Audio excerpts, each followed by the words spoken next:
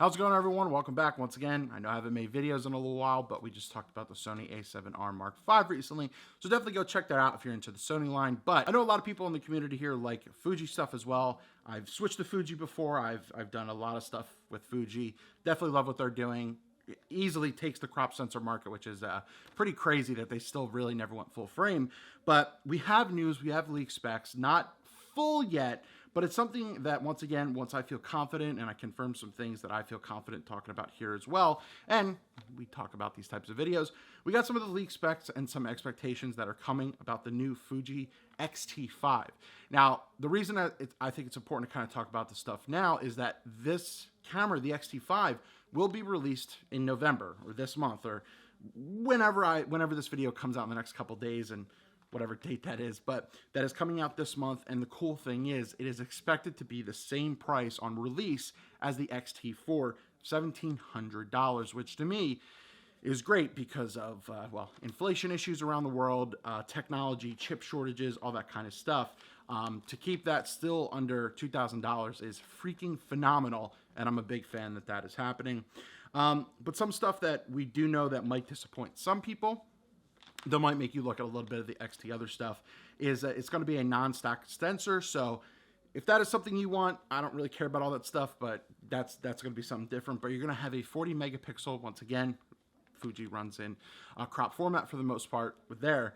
But the cool thing about this is we're also seeing some implementations of the Fuji X-H2 coming into this as well. And some of it might sound familiar, but you're getting that XT classic, one of the most popular things out there, side of the camera. So you're going to kind of have best of the both worlds coming in with this X-T5. Some of the newer stuff that you are seeing from the X-H2, though, is the improvements through dynamic range and the ISO performance. So once again, it kind of seems like we're getting a lot of the guts from the X-H2, and we're getting into that classic X-T5 look. We are getting a new X-Speed 5 processor, which has always been good.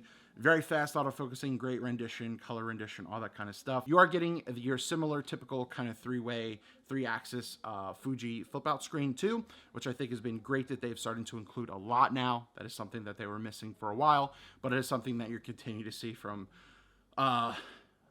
into the line of cameras, and we're going to have that with the X-T5. Now, one of the most interesting things you're going to notice is that, and we've already seen from some leaked pictures and stuff like that, and some weights and stuff like that, is that it's actually going to be a smaller size than the X-T4, which is kind of puzzling because none of these cameras usually get smaller, so that might be of interest to people who are looking to reduce some of their weight.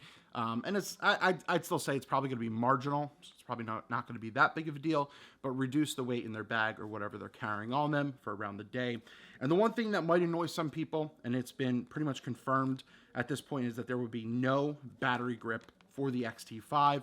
I know that that's been a very popular accessory, and I've loved using battery grips before, but for the X-T5, it looks like for whatever reason, I guess to reduce that weight and cut some of the costs with the build and stuff like that, maybe that's what is keeping that price around $1,700.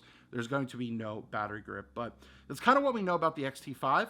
Maybe we'll talk about it a little bit more once everything is more official. Well, we will be seeing the Fuji X-T5 just in the next couple upcoming weeks, so very excited for that. Fuji's had a great year with cameras.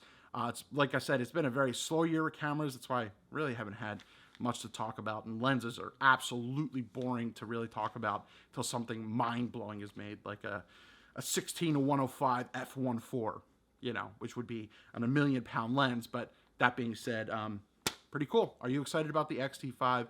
And yeah, let me know down in the comments below. Thanks for watching. Catch you next time.